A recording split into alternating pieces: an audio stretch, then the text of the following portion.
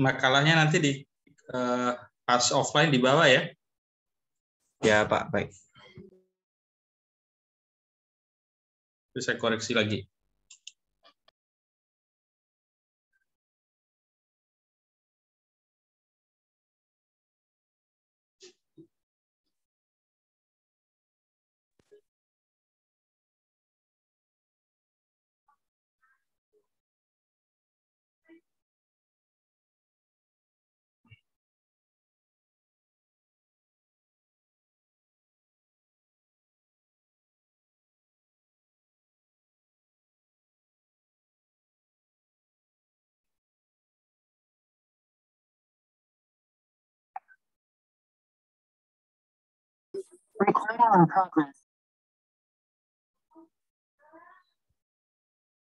Ya, untuk Adam, share screen-nya itu tidak diizinkan katanya teman saya, rekan saya ini Rani.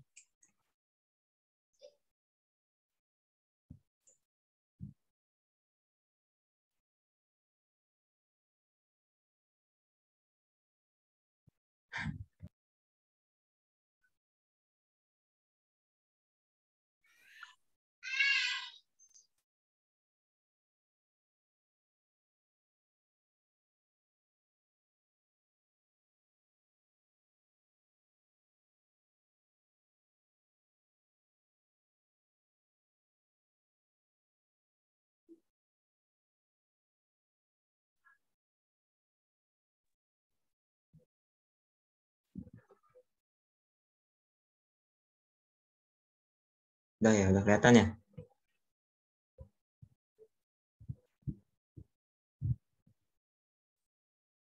Coba slide sebelumnya. Cel.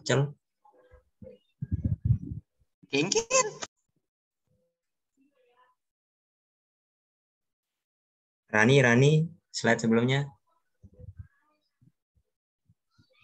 Cek. Kayak lagi nonton sinkron ini.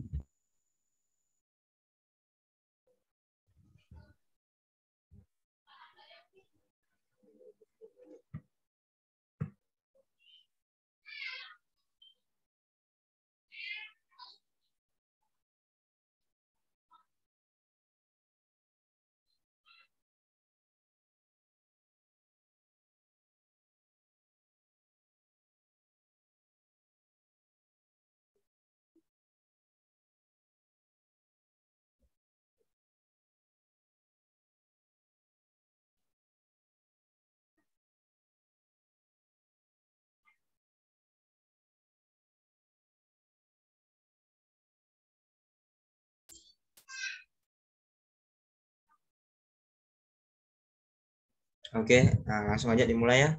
Selamat malam semuanya. Perkenalkan saya Ibu Yogi Sila Pertama sebagai moderator dari kelompok 4. Jadi kali ini kelompok kami ingin membahas mengenai hukum lingkungan internasional dan akan dibawakan oleh teman-teman saya, rekan kelompok 4. Yang pertama ada Bilha, Husna Putri Maharani, Hafifah Hairani. Oke, langsung aja biar cepat. Slide pertama, materi pertama akan dibacakan oleh rekan saya.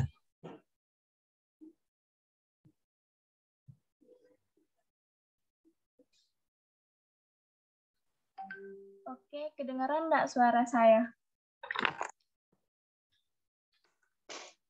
Kedengaran nggak suara saya? Ya, kedengaran. Jelas kok. Yang pertama, pengertian dari hukum lingkungan internasional. Jadi, hukum lingkungan internasional adalah hukum yang terdiri dari substansi, prosedur, dan lembaga-lembaga yang tujuannya adalah untuk memberikan perlindungan lingkungan secara global serta mengatur. Coba hidupin kameranya, Husna. Maaf Pak, sinyalnya nggak bisa, ini jelek. Dia nge-lag kalau dinyalain kameranya. Oke. Secara global serta mengatur hak dan kewajiban negara untuk menghormati lingkungan alam. Selanjutnya ini ada pengertian hukum lingkungan internasional menurut para ahli. Yang pertama ada Buslaw A. Bozek, yaitu hukum lingkungan internasional adalah cabang dari hukum internasional publik. Dan yang kedua ada dari Lau Kulasurya dan Nicholas A. Robinson. Hukum yang berkembang. Indah, slide-nya kok masih di situ? Sebentar, Pak.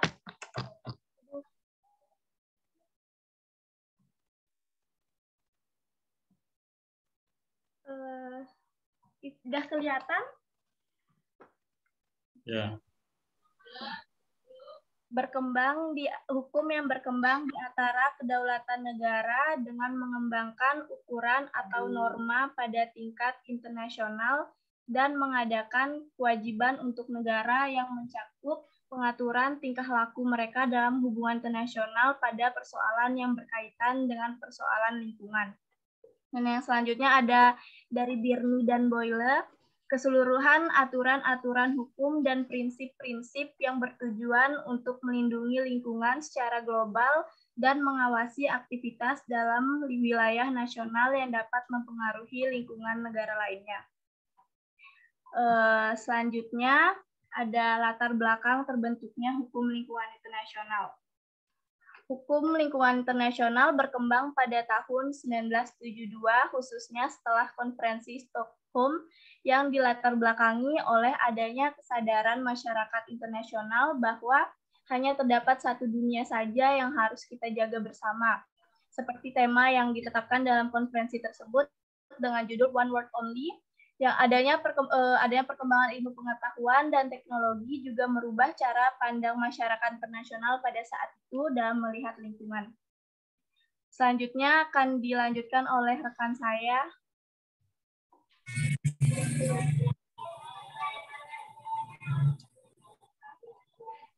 Bisa next slide.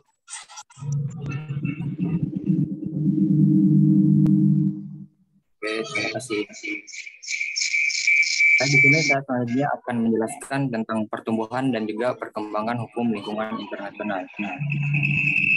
Ini kita bisa bagi menjadi 3 periode waktu. Pertama sebelum Stockholm Declaration atau sebelum konferensi deklarasi Stockholm, saat deklarasi Stockholm, dan juga perkembangannya setelah deklarasi Stockholm. Jadi saya akan menjelaskan bagaimana pertumbuhan dan juga perkembangan hukum lingkungan internasional sebelum deklarasi Stockholm terlebih dahulu. Jadi sejak tahun 1920-an memang sudah terdapat beberapa konferensi yang membahas tentang konferensi internasional yang membahas tentang lingkungan, membahas tentang masalah lingkungan. Contohnya yaitu seperti Convention on Nature Protection and Wildlife Protection in the Western Hemisphere. Nah, akan tetapi konferensi atau deklarasi ini itu belum membahas atau belum mencakup permasalahan lingkungan secara global, hanya di daerah spesifik saja. Sehingga kita bisa katakan sebelum deklarasi Stockholm, kepedulian masyarakat internasional terhadap lingkungan itu masih belum diperhatikan. Nah, selanjutnya di deklarasi Stockholm 1972. Latar belakangnya tadi sudah dijelaskan deklarasi Stockholm ini. Saya langsung saja, apa itu deklarasi Stockholm? Deklarasi Stockholm merupakan perjanjian internasional pertama yang difokuskan pada perlindungan lingkungan dan juga kesehatan manusia dari bahan kimia beracun. Nah, deklarasi Stockholm ini menjadi tonggak sejarah pertama bagi pertumbuhan dan juga perkembangan hukum lingkungan internasional. Nah, jadi dalam deklarasi Stockholm ini terdapat beberapa kesepakatan yang telah disepakati. Kesepakatannya itu seperti ada pembentukan United Nations Environment Program atau UNEP. Ini merupakan organisasi internasional pertama yang fokusnya pada permasalahan lingkungan. Yang kedua ada rencana aksi yang mencakup perencanaan dalam hal pemukiman, pengelolaan sumber daya alam, pengendalian pencemaran lingkungan, pendidikan, serta informasi mengenai lingkungan hidup. Dan yang ketiga ada deklarasi tentang 26 prinsip lingkungan. Nah, 26 prinsip lingkungan ini fokusnya itu untuk menetapkan aturan-aturan hukum internasional, untuk menetapkan aturan-aturan hukum lingkungan internasional. Ya, jadi nanti 26 prinsip ini akan dijelaskan oleh teman saya selanjutnya. Oke, selanjutnya perkembangannya itu setelah deklarasi Stockholm. Pada tahun 1982, UNEP atau United Environment Program ini mengadakan pertemuan dan juga evaluasi tentang isu lingkungan dan diusulkan pembentukan suatu komisi khusus yang bernama World Commission on Environment and Development yang membahas tentang pembangunan dan juga lingkungan yang kemudian disahkan oleh PBB pada tahun 1983. Selanjutnya pada tahun 1992 PBB kemudian menyelenggarakan konferensi perserikatan tentang lingkungan dan juga pembangunan yang disebut dengan Konferensi Rio di Brazil. Nah, Konferensi Rio ini menjadi sejarah kedua perkembangan hukum lingkungan internasional setelah deklarasi Stockholm. Dalam deklarasi Rio ini terdapat 27 kesepakatan internasional yang memuat 27 prinsip yang pada dasarnya prinsip-prinsip ini untuk menegaskan prinsip 20 prinsip yang telah disepakati di deklarasi Stockholm sebelumnya itu. Dan kemudian konferensi internasional kemudian kembali lagi diselenggarakan tepatnya di Johannesburg, Afrika Selatan pada tahun 2002 dan juga di Rio de Janeiro di Brazil pada tahun 2012. Nah, kedua konferensi ini tujuannya itu untuk mempertegas komitmen dunia untuk tentang pembangunan berkelanjutan. Oke, sekian dari saya. Selanjutnya akan disampaikan oleh teman kelompok saya selanjutnya.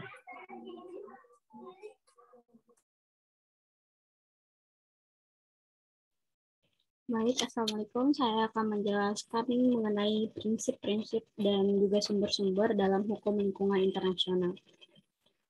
Prinsip hukum lingkungan internasional dipergunakan untuk pergaulan internasional yang dimana negara-negara diharapkan bekerja sama dalam menerapkan prinsip-prinsip hukum lingkungan internasional untuk mencapai suatu kehidupan manusia yang berada pada lingkungan yang sehat dan juga asri. Dalam deklarasi Stockholm pada tahun 1972, lahir 26 prinsip lingkungan internasional yang digunakan sebagai pijakan bagi negara-negara untuk menyelamatkan bumi dari pencemaran dan kerusakan lingkungan. Dalam 26 prinsip tersebut, ada 3 prinsip utama dalam hukum lingkungan internasional yang dikodifikasi diantaranya sebagai berikut. Yang pertama yaitu territorial sovereignty, yaitu yang bermakna bahwa pada prinsip pertama ini, bahwa kedaulatan negara berlaku penuh pada wilayah teritorialnya. Pada prinsip ini, negara berhak untuk menggunakan sumber daya alam yang ada pada wilayahnya tanpa diganggu oleh negara lain. Yang kedua, good neighborliness. Pada prinsip kedua ini memiliki arti adalah suatu negara dapat menggunakan teritorial mereka dengan catatan atau syarat tidak mengganggu wilayah negara lain. Dan yang ketiga atau yang terakhir pada prinsip hukum lingkungan internasional ini yaitu state responsibility, bahwa pada prinsip ini dapat dikatakan negara harus bertanggung jawab penuh apabila merugikan negara lainnya. Hal ini dilakukan agar negara berhati-hati dalam memanfaatkan sumber daya alam agar tidak mengurangi dan merusak kualitas lingkungan. Dan yang kedua adalah sumber-sumber hukum lingkungan internasional. Menurut Hathaway, sumber hukum berkaitan dengan sebuah gagasan yang mengatakan bahwa aturan datang dari suatu tempat dan juga berkaitan dengan gagasan bahwa adanya proses yang membutuhkan waktu, di mana aturan tersebut ada secara konseptual sebagai sebuah rancangan-rancangan yang kemudian digunakan sebagai sesuatu yang mengikat. Sumber-sumber hukum lingkungan internasional ini terdiri dari yang pertama yaitu International Treaty atau dalam bahasa Indonesia adalah perjanjian internasional.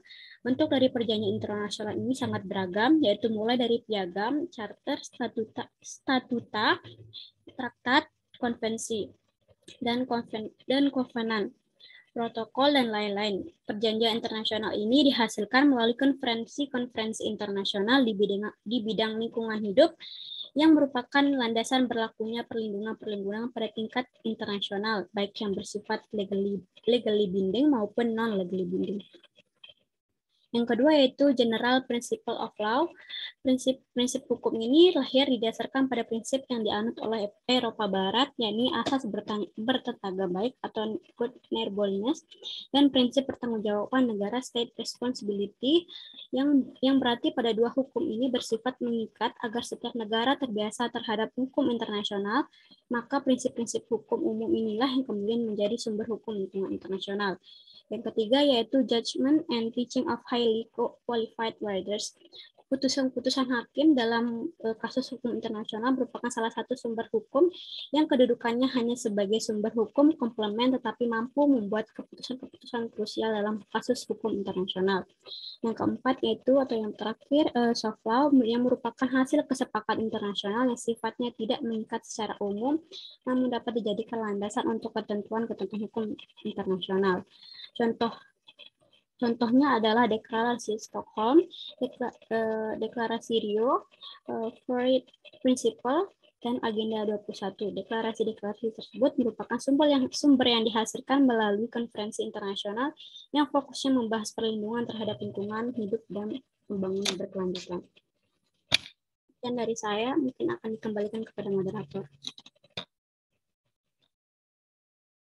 Oke, setelah dijabarkan beberapa definisi, pengertian, sumber-sumber, dan prinsip-prinsipnya, di sini saya akan menjelaskan studi kasus yang kami ambil. Studi kasusnya bahwa kebakaran hutan di Indonesia ya. Jadi kasus kebakaran hutan di Indonesia ini menjadi isu lingkungan internasional karena pada dasarnya kebakaran hutan di Indonesia ini menyebabkan polusi udara yang merambah sampai ke negara-negara tetangga, terutama untuk negara Malaysia dan Singapura gitu. Jadi kenapa disebut sebagai kejahatan isu atau permasalahan tentang lingkungan internasional karena itu sudah menjadi transnasional ya. Jadi kebakaran hutan di Indonesia ini sudah terjadi sejak puluhan tahun ya. Bukan hanya baru-baru ini, hampir setiap tahun itu Indonesia mengalami kebakaran hutan dan lahan. Oke, jadi di sini dari kasus-kasus kebakaran hutan yang ada di Indonesia, saya mengambil 3 kasus yang dianggap sebagai kasus terbesar mungkin. Yang pertama ini ada kebakaran hutan tahun 1982 sampai 1983. Di kebakaran pada tahun ini meliputi wilayah Kalimantan Timur dengan 3,2 juta hektar lahan dilahap oleh api yang membara ya. Kemudian kerugiannya mencapai kira-kira 9 miliar dolar. Setelah itu kebakaran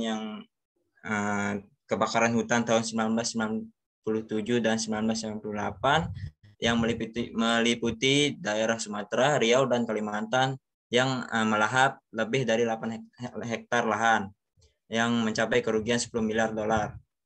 Kemudian kebakaran tahun 2015 yang terjadi di Sumatera dan Kalimantan yang mencapai kerugian 255 juta dolar, belum dihitung yang lain-lainnya, dan 2,6 juta hektar lahan dilahap. Jadi sangat memprihatinkan sekali mengenai isu kebakaran hutan yang terjadi di Indonesia ini hampir setiap tahunnya. Ya, dan juga bahkan dapat merugikan negara. Oke, next slide.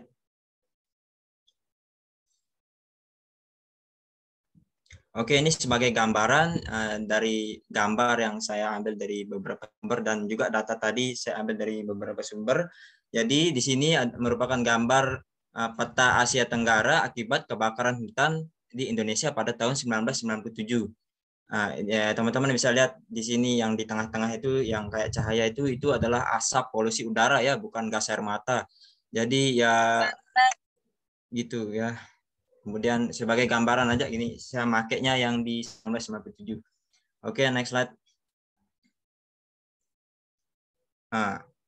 Oke, sebelumnya juga Indonesia pernah menjadi ikut serta dalam perjanjian regional Climate Change Convention dan ASEAN Agreement on the Conservation of Nature and Nature Resource 1985. Jadi perjanjian ini merupakan persetujuan negara Asia Tenggara yang ditandatangani langsung pada Juni 2002 untuk merumuskan suatu paduan dan komitmen hukum secara bersama-sama mengatur pendistribusian tanggung jawab serta penanganan pencemaran kabut asap pada kawasan Asia Tenggara.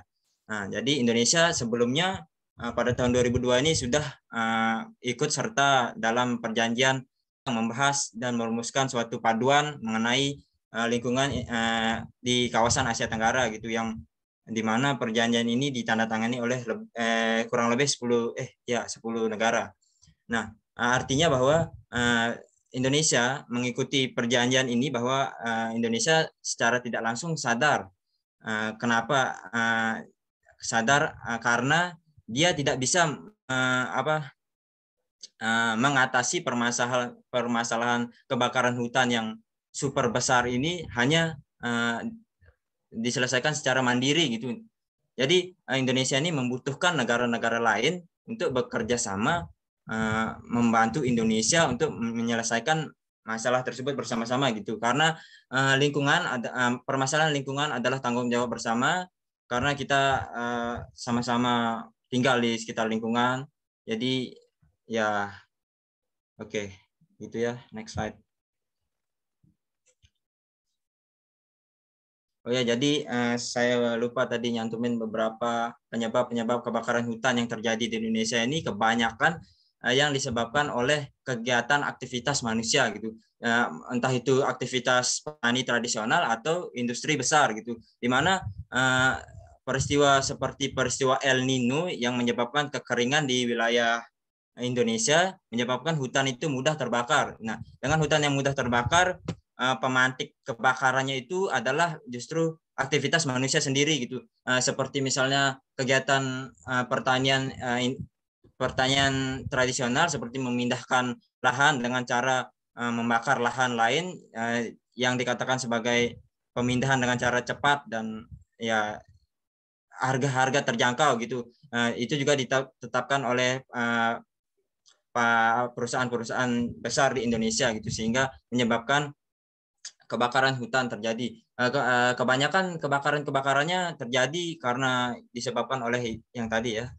Jadi kebakaran hutan, kasus-kasus kebakaran hutan di Indonesia ini jika dilihat dari hukum lingkungan internasional terdapat beberapa pelanggaran atau melenceng dari prinsip-prinsipnya. Yang pertama itu Deklarasi Stockholm 1972 berdasarkan prinsip 21 yang menyatakan negara sesuai dengan piagam PBB dan prinsip-prinsip hukum internasional hak berdaulat untuk mengeksploitasi sumber daya mereka sendiri sesuai dengan kebijakan pembangunan lingkungan sendiri dan tanggung jawab untuk memastikan bahwa kegiatan di dalam yurisdiksinya atau kendalinya tidak akan menimbulkan kerusakan lingkungan lainnya, negara atau kawasan di luar batas yurisdiksi nasional. Jadi kasus-kasus kebakaran hutan ini kebanyakan di Indonesia ini kebanyakan aktivitas diakibatkan oleh aktivitas masyarakat yang untuk mengelola sumber-sumber daya alam di Indonesia, tapi pengelolaannya ini justru merugikan negara lain yang disebabkan karena kebakaran hutan yang menyebabkan polusi udara hingga merambah ke negara-negara tetangga gitu. Kemudian yang kedua, Deklarasi Rio 1992 yang sudah dijelaskan juga sebelumnya. Nah, yang berdasarkan prinsip 16 yang menyatakan penerapan prinsip pencemaran harus menanggung kerugian yang timbul akibat pencemaran yang dibuatnya untuk meningkatkan swadaya biaya-biaya. Nah, jadi di sini jika negara-negara tetangga tersebut melaporkan Indonesia akibat kasus-kasus ini, akibat kasus kebakaran hutan ini, maka Indonesia sesuai dengan perjanjian yang mereka buat, mungkin Indonesia akan membayar semua gitu kerugian-kerugian yang dialami oleh negara-negara tetangga, bisa jadi. Kemudian yang ketiga ada draft article responsibility of states for internationally wrongful acts, International Law Commission 2001. Berdasarkan pasal 1 yang menyatakan bahwa dalam setiap tindakan atau kelalaian yang salah oleh hukum internasional membawakan pertanggungjawaban internasional bagi negara itu. Ya, kurang lebih seperti itu ya. Oke, next slide. Jadi di sini kebakaran hutan di Indonesia ini yang menyebabkan polusi udara hampir setiap tahunnya, tepatnya di musim kemarau, yang hingga merambah ke negara-negara tetangga seperti yang kita udah lihat di peta sebelumnya. Tetapi negara-negara yang paling terdampak di sini adalah Malaysia dan Singapura. Malaysia dan Singapura ini adalah negara yang paling terdampak. Malaysia dan Singapura mengalami kerugian yang besar yang dikarenakan oleh kebakaran hutan yang terjadi di Indonesia gitu. Di beberapa wilayah di Malaysia maupun Singapura itu dikategorikan sebagai udara yang tidak sehat oleh Air Pollution Index atau API, atau singkatannya API, yaitu dikatakan tidak sehat, sehingga udara yang tidak sehat atau di atas 200 mungkin berdasarkan pengukuran API tersebut, di atas 200 itu menunjukkan udara yang sangat tidak sehat bahkan. Nah, akibat udara yang tidak sehat tersebut, pemerintahan Malaysia maupun Singapura menutup beberapa sekolah-sekolah di negara-negara masing-masing mereka dan membataskan aktivitas masyarakatnya gitu karena polusi udara. Singkat cerita juga waktu itu di Singapura pada tahun 2019, bahkan Singapura itu merupakan negara pada tahun 2019 yang sebagai tempat dari pelaksanaannya MotoGP gitu, karena polusi udara, kebakaran hutan di Riau pada saat itu, aktivitas event MotoGP di Singapura bahkan terganggu ya, sangat terganggu. Itu sedikit cerita sih, nggak penting sih sebenarnya. Oke, balik lagi dengan kerugian-kerugian yang dialami oleh Singapura maupun Malaysia. Di sini Singapura dan Malaysia ini bisa saja menuntut Indonesia karena telah melanggar beberapa prinsip dari hukum-hukum lingkungan internasional gitu. Bisa saja masyarakat sipilnya dalam suatu negara Malaysia maupun Singapura ini melaporkan kepada Dewan PBB lah, yang bekerja sebagai di bidang hak asasi manusia, karena polusi udara ini mengancam hak asasi manusia karena anak-anak tidak bisa sekolah dan lain-lain. Itu bisa saja dilaporkan gitu, berdasarkan prinsip-prinsip yang tadi gitu. Tetapi Malaysia dan Singapura ini memilih jalan untuk menyelesaikannya secara damai atau secara kerjasama. Ditambah lagi tadi saya sudah jelaskan perjanjian negara-negara ASEAN yang bekerja sama untuk menyelesaikan jika ada masalah terkait lingkungan internasional, lingkungan di kawasan ASEAN. Nah, karena ada beberapa alasan juga kenapa Singapura dan Malaysia ini tidak membawa permasalahan ini ke tingkat internasional gitu. Yang pertama, justru beberapa penyebab dari kebakaran hutan di Indonesia ini, justru penyebabnya itu adalah perusahaan-perusahaan yang berinvestasi di Indonesia gitu, perusahaan Malaysia, Singapura, dan negara lainnya gitu. Oleh karena itu, masalah ini menjadi masalah bersama, termasuk juga di ASEAN sesuai dengan perjanjian yang tadi gitu. Dan yang alasan kedua adalah bahwa negara yang negara Malaysia, Indonesia, dan Singapura ini memiliki hubungan diplomatik yang cukup lama dan harmonis lah gitu. Jadi hubungan diplomatik mereka sudah terjadi sejak lama, karena kasus kebakaran hutan ini tidak mungkin dong kelanggengan tersebut lengser gitu, tidak mungkin kan. Terus juga yang ketiga, negara Indonesia, Singapura, baik Malaysia ini adalah negara yang memiliki kerjasama di bidang lain yang cukup harmonis juga sih. Oke, jadi reaksi PBB sih dalam menanggapi kasus kebakaran hutan di Indonesia ini, reaksinya memberikan Indonesia peringatan gitu bahwa polusi udara ini akan mengancam nyawa makhluk hidup sebanyak sekitar 10 jutaan lah gitu menurut data. Oke, jadi begitu kurang lebih studi kasus yang saya bawakan. Mohon maaf bila ada salah kata. Mungkin segitu dari kelompok kami. Jika ada yang mau bertanya, dipersilakan. Silakan, ada yang mau didiskusikan? Saya Pak mau nanya kepada kelompok 4. Ya, silakan.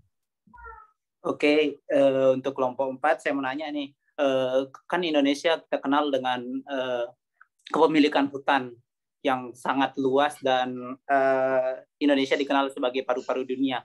Apabila Indonesia menggunakan seluruh hutannya untuk dieksploitasi untuk kepentingan rakyat Indonesia, apakah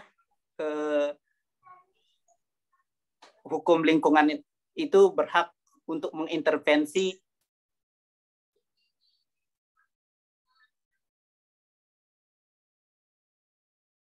nge-lag, Pen. apa? Kamu nge-lag tadi. Oke, saya ulang ya.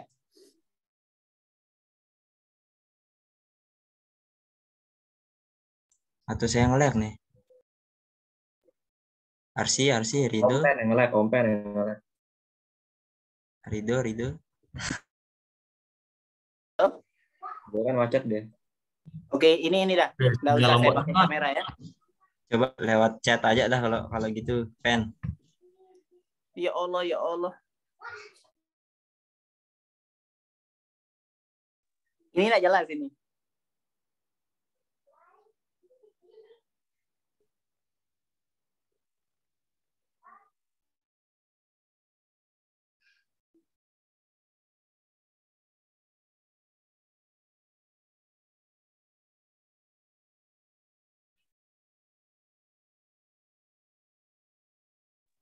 Halo, Ogi, jelas? Iya, jelas. Nah, ini saya mau tanya tentang, kan Indonesia punya hutan yang begitu banyak, terus Indonesia dikenal sebagai paru-paru dunia. Nah, penyuplai oksigen terbesar. Nah, apabila hutan-hutan itu digunakan dieksploitasi untuk kepentingan rakyat Indonesia, apakah dalam hukum lingkungan internasional ini berhak untuk mengintervensi kebijakan pemerintah di Indonesia? Kita tahu tadi saya lihat berita ada deep swap Amerika tukar hutang Indonesia dengan tropical forest. Apakah nanti perusahaan-perusahaan asing yang ada di Indonesia ini yang mengeksploitasi sumber daya alam dan merusak lingkungan ini, tapi diberikan kemanfaatannya ke rakyat Indonesia, apakah berhak untuk diintervensi oleh PBB misalnya yang menjalankan hukum internasional ini, hukum lingkungan internasional? Terima kasih. Oke, makasih, Pen. Ada yang lain? Mungkin saya mau bertanya juga, Gi. Silakan. Oke, sebentar. Mungkin pertanyaan ini ada sedikit berkaitan dengan apa yang diutarakan oleh Arsi tadi. Saya ingin bertanya mengenai bagaimana efektivitas dari penerapan hukum lingkungan internasional ini, karena dari latar belakang tadi yang sudah dipaparkan, saya mungkin mengambil kesimpulan bahwa sebenarnya hukum internasional ini itu dari 1972 dan kemudian terbentuknya UNFCCC, United Nations Convention on Climate Change, dan itu kemudian menyebabkan terjadinya konvensi-konvensi di bawahnya, yaitu COP.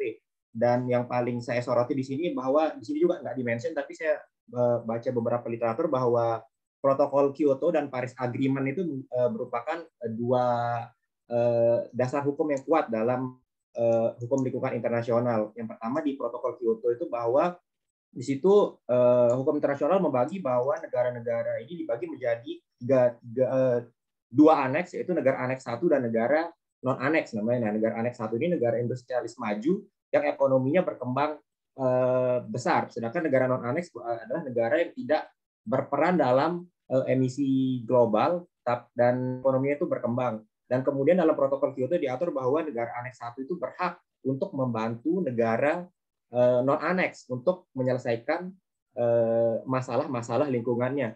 Dan kemudian dalam Paris Agreement terjadi perbedaan pendapat yang didasarkan oleh protokol Kyoto bahwa Amerika Serikat tidak mau meratifikasi karena Amerika Serikat menilai bahwa dia hanya dirugikan dalam protokol Kyoto ini, dan ini menyebabkan Amerika Serikat tidak meratifikasi, dan Tiongkok pun meratifikasi karena Amerika Serikat tidak meratifikasi, dan ini juga termasuk karena Tiongkok bukan masuk ke aneks 1, jadi ya Tiongkok ini suka aja dibantu sama US gitu, gara-gara dia mesti termasuk negara berkembang.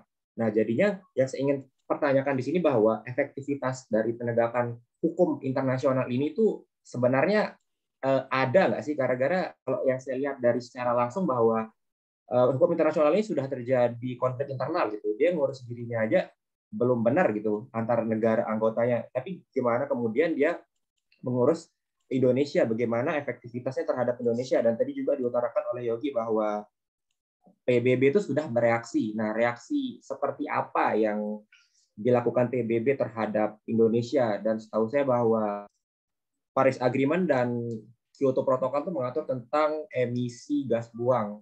Tapi bagaimana PBB ini menanggapi kebakaran hutan, itu reaksinya seperti apa itu ya sebenarnya?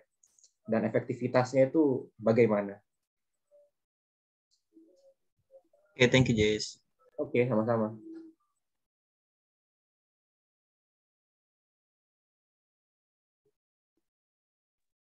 Ada yang lain?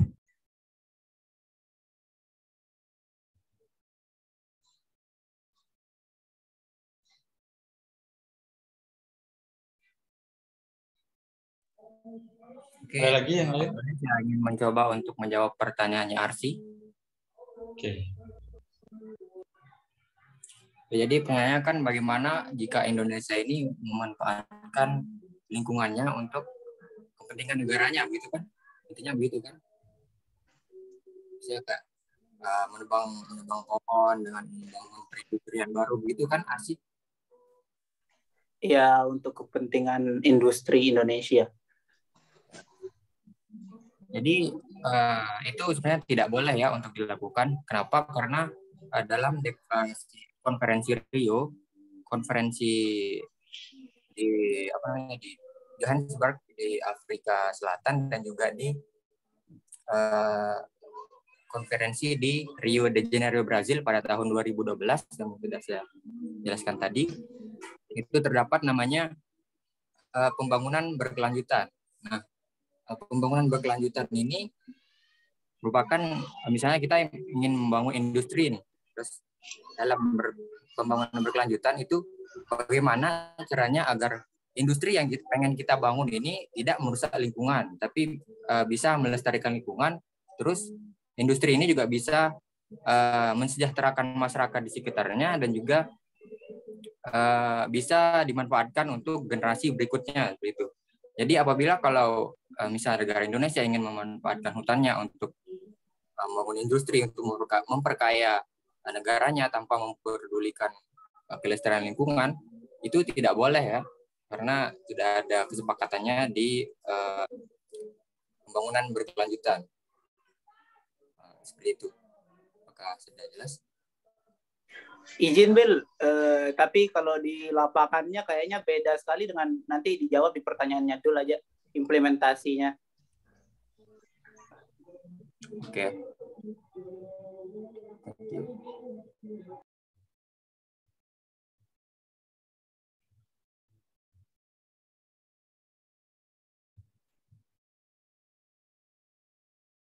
Ayo, ada lagi? Yang kedua?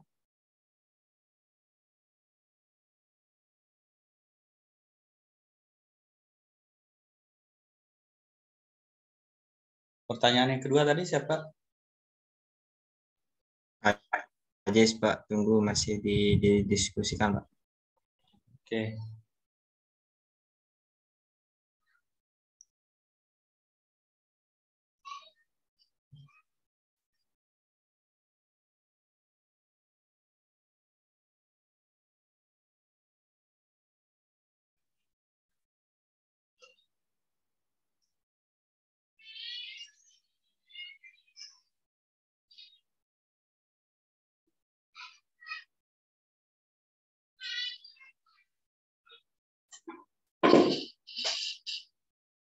Orang gila depan.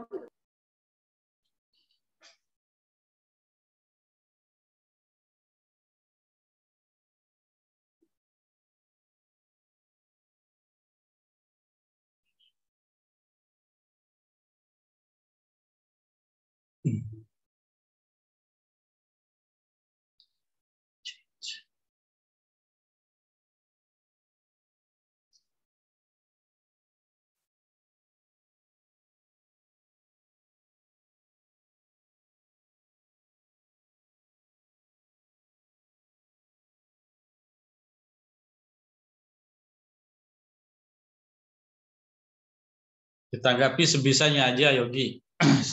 Ini kita diskusi aja. Ya udah, Pak. Oke. Jadi saya mencoba menjawab dari pertanyaan DL alias Dul.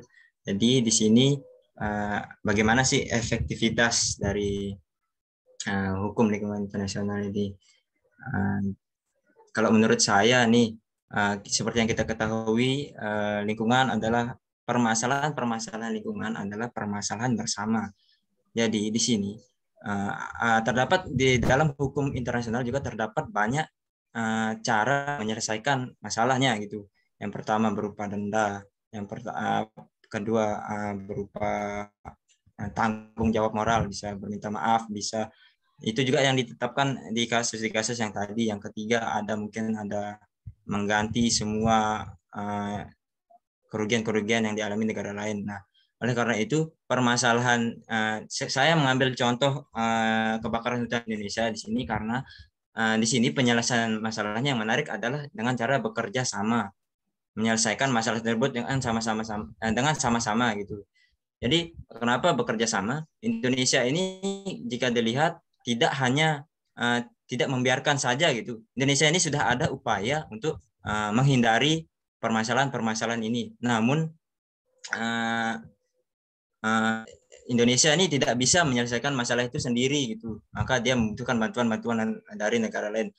Kalau terkait tentang saya tadi ngomong reaksi PBB, sebenarnya PBB itu dalam penjelasan saya tadi itu sebenarnya PBB itu cuma memperingati Indonesia karena menurut PBB Badan UNICEF yang bertugas di Indonesia pada saat itu bilang kalau terus-terusan terjadi kebakaran hutan di sepanjang tahun di setiap tahun dalam jangka waktu yang lama ini, maka akan membahayakan beberapa 10 juta anak lah, ya, kurang lebih segitu. Jadi menurut saya intervensinya lebih ke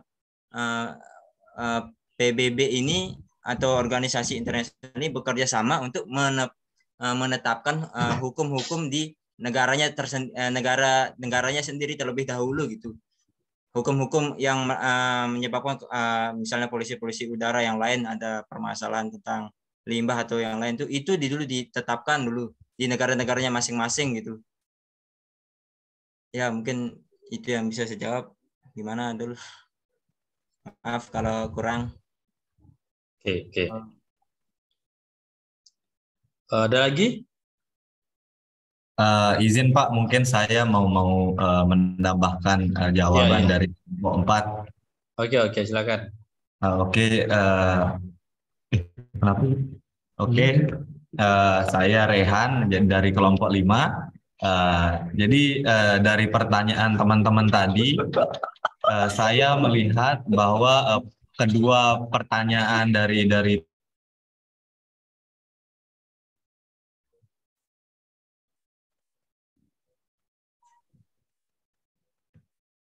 teman-teman dari itu ya efektivitas poin pentingnya. Nah, lalu untuk menjawab pertanyaan dari Arsy, mungkin untuk menjawab kedua pertanyaan ini, mungkin saya ingin mengambil contoh kasus Tiongkok ya.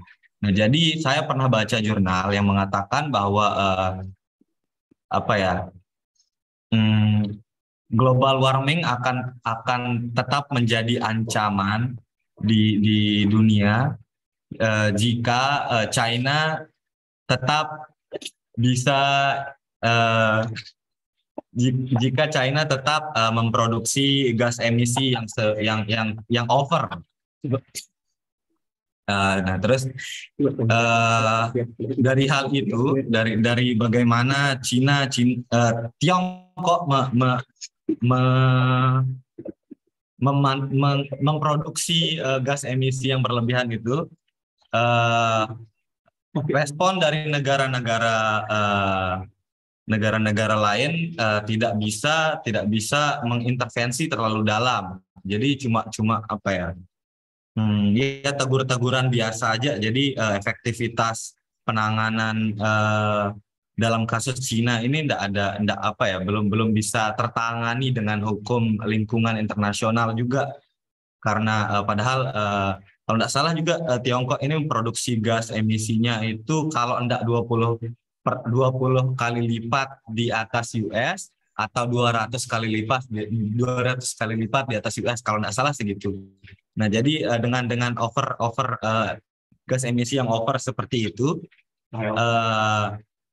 negara-negara lain belum bisa menegakkan aturan hukum lingkungan yang benar-benar adil gitu. Mungkin dari kasus Tiongkok barusan bisa dilihat lah bagaimana efektivitasnya hukum lingkungan internasional ini bekerja, juga bisa dilihat bagaimana boleh atau tidaknya melakukan eksploitasi terhadap sumber daya alam di negara sendiri oleh negara itu sendiri. Nah, kayak contoh China kan barusan China melakukan eksploitasi terhadap sumber daya alamnya, tapi itu kan hak dari kedaulatan mereka. Cuma selebihnya belum bisa diintervensi lebih jauh oleh negara-negara lain, bahkan organisasi yang menaunginya. Mungkin itu aja sih yang bisa saya tambahin. Thank you, Di. Mungkin saya juga setuju dengan perkataannya Didi, karena kalau saya mengambil kesimpulan bahwa kalau kita melihat studi komparatif antara isu lingkungan dengan isu keamanan itu kan sangat berbeda jauh. Dan di sini mungkin kita bisa melihat bagaimana peranan antara UNFCCC dibanding dengan Dewan Keamanan itu jauh sekali kan, dimana kalau ada isu, misalkan isu keamanan itu pasti langsung ditangani oleh Dewan Keamanan gitu. Sedangkan dalam isu lingkungan itu malah sangat tidak terlihat ya, mungkin sesuai dengan penjelasan yang sudah dipaparkan oleh Didi, karena dalam UNFCCC mungkin saya rasa masih turun lah dalam penegakan hukumnya, karena mungkin lebih ke kepentingan nasional negara, di mana kalau yang saya lihat bahwa kepentingan nasional negara saat ini itu masih menaruh prioritas utama itu terhadap keamanan dan pertahanan dibanding lingkungan. Dan kenapa lingkungan ini kurang efektif? Mungkin karena prioritas dari tiap negara itu mungkin belum berfokus kepada isu lingkungan itu, dan lebih berfokus kepada isu-isu lain, mungkin seperti yang saya sebutkan sebelumnya, mungkin Dewan Keamanan. Jadi kenapa saya rasa UNFCCC ini masih kurang efektifnya dan belum terlihat itu ya. Mungkin kalau dari saya, kesimpulan yang bisa saya ambil seperti itu. Terima kasih. Oke, terima kasih Dul, terima kasih Didi Aliaskar. Oke, ada lagi? Atau cukup? Saya tambahkan sedikit ya. Ini cukup menarik topik tentang hukum lingkungan internasional ini. Seperti yang kita tahu bahwa pasti akan bersentuhan nih antara hubungan internasional dengan hukum internasional. Tadi misalnya disampaikan sama siapa tadi bahwa salah satu perjanjian internasional yang paling lemah dalam penegakannya maupun mekanisme dan kelembagaannya itu adalah perjanjian internasional bidang lingkungan. Perjanjian internasional bidang lingkungan. Karena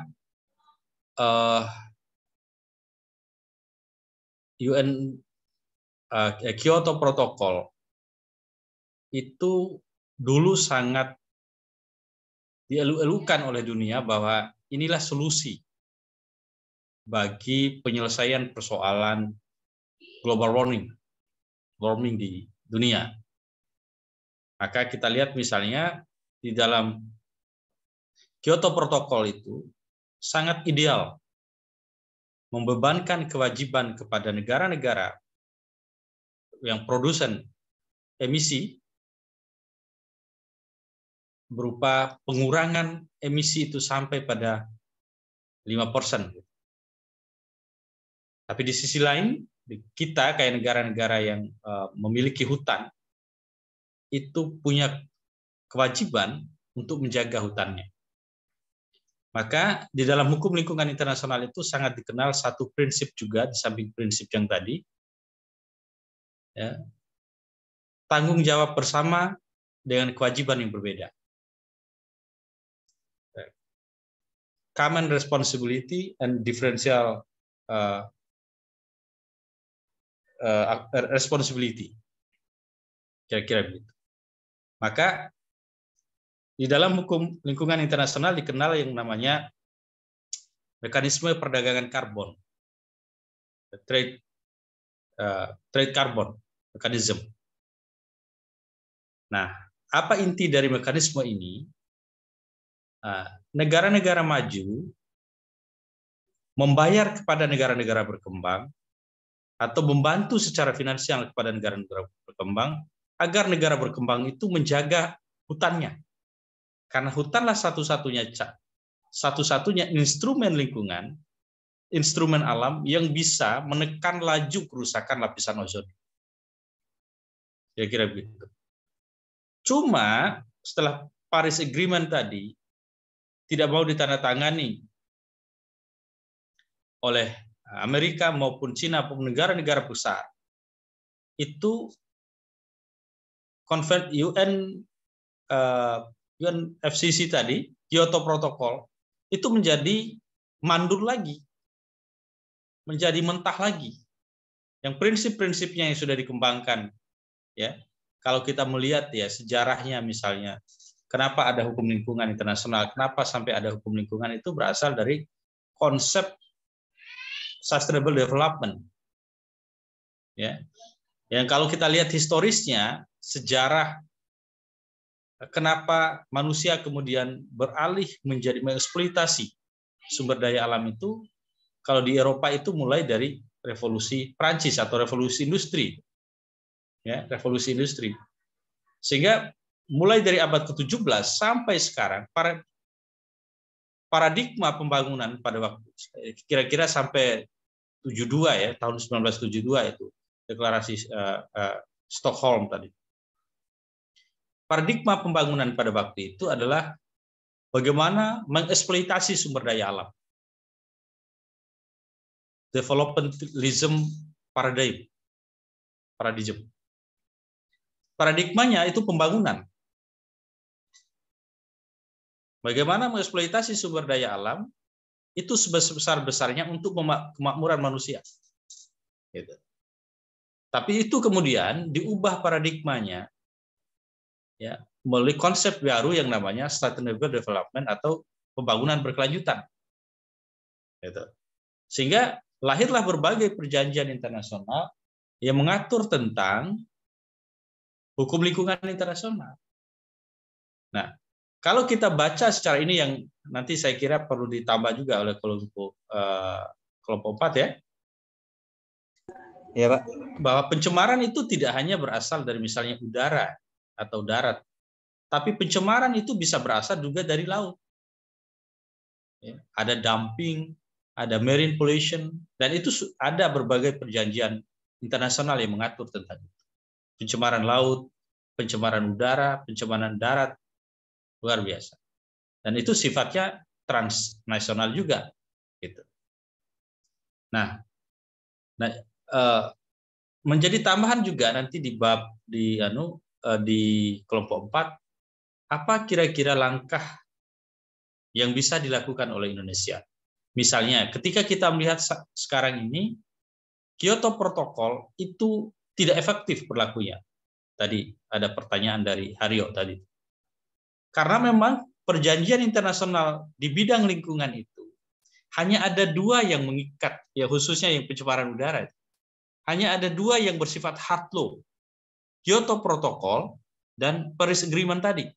Paris Agreement tadi. Yang lainnya soft law. Yang tadi apa itu hard law dan soft law? Hard law itu perjanjian internasional yang mengikat. Soft law itu tidak mengikat. Deklarasi Johannesburg, deklarasi Stockholm, Rio de Janeiro, itu hanya himbauan-himbauan saja. Tidak melahirkan akibat hukum, tidak melahirkan kewajiban hukum. Sehingga hukum internasional yang paling lemah sekarang itu adalah hukum internasional bidang lingkungan. Karena tadi seperti yang disampaikan oleh Haryo tadi, kalau bidang keamanan, security, di bidang pidana internasional misalnya, ada mekanisme untuk menegakkan hukum internasional itu. Bidang HAM ada mekanismenya. Tapi lingkungan, walaupun ada UNFCCC tadi, itu forum bukan untuk menghukum negara. Forum hanya untuk pertemuan biasa saja, semacam konferensi yang terjadi. Tapi tidak ada mekanisme juga di dalam PBB bagaimana menghukum negara yang tidak mau taat terhadap Kyoto Protocol itu. Sehingga Cina semaunya aja, Amerika semaunya aja, negara-negara besar semaunya aja. Itu. Sehingga sebagian besar memang ini salah satu kelemahan dari hukum lingkungan internasional itu, masih banyak hukum yang bersifat lunak. Dia tidak bisa gigit tuh negara-negara. Dia tidak bisa maksa negara-negara untuk taat pada hukum lingkungan internasional. Apalagi kalau dia tidak ratifikasi. Makanya Amerika nggak mau tanda tangan Paris Agreement. Cina nggak mau tanda tangan Paris Agreement. Rusia juga kalau tidak salah tidak mau tanda tangan karena walaupun mereka punya power untuk tidak mau taat, tapi ketika mereka tanda tangan perjanjian internasional itu, maka kaki dan tangan mereka akan diikat oleh hukum. Mereka nggak mau ditagih oleh negara. Makanya Kyoto Protocol itu beberapa kali perubahannya. Ya, perubahan itu apa? Untuk mengakomodir kepentingan negara-negara besar itu. Negara-negara berkembang ya, yang mekanisme yang saya sampaikan tadi, perdagangan karbon itu hanya sekedar di atas kertas saja. Nggak pernah terjadi kita itu. Ya, yang namanya program REDD. Ya, mekanisme bagaimana supaya kita tidak membakar hutan, tidak membakar lahan gambut, itu ada mekanisme yang disiapkan oleh PBB. Tapi sampai saat ini ya tidak berjalan. Tidak berjalan. Jadi hukum lingkungan ini bisa juga jadi 2 kaki. Makanya saudara-saudara yang akan menjadi calon diplomat juga harus menguasai isu ini. Karena misalnya ada NGO-NGO internasional yang fokus ke bidang lingkungan, itu bisa menyerang kita, Greenpeace misalnya. Bisa memojokkan kita, Indonesia, yang menyatakan Indonesia pelaku perusak lingkungan. Ini kan selalu ada 2 kaki nih. Ya, selalu ada 2 kaki. Ini NGO ini dari mana? Ya dari negara-negara besar itu. Tapi dia nggak pernah protes negaranya, protes ke negara kita. Itu. Sehingga saudara-saudara mungkin bisa jadi diplomat nanti, bisa mengkanter isu-isu itu dengan menggunakan tentu argumen hukum. Itu yang selalu saya sampaikan. Diplomasi itu adalah cara saja. Tetapi instrumen untuk berdiplomasi itu, alat yang paling kuat dipakai adalah hukumnya. Sehingga kita bisa beradu argumen basisnya jelas, yaitu hukum internasional. Nah, yang menarik lagi ada satu anomali juga nih, hukum lingkungan internasional. Kalau di level regional kita itu yang tadi disampaikan oleh Putu misalnya, Yogi misalnya terjadi kebakaran hutan dan itu penyebabnya dari Indonesia. Yang negara jadi korban itu Singapura dan Malaysia. Tetapi tidak menjadi tidak menjadi persoalan yang signifikan bagi ASEAN, karena mungkin sudah tahu sama tahu juga perusahaan-perusahaan yang melakukan pembakaran lahan di Sumatera dan Kalimantan itu perusahaan dari dua negara itu, dari Malaysia dan dari Singapura.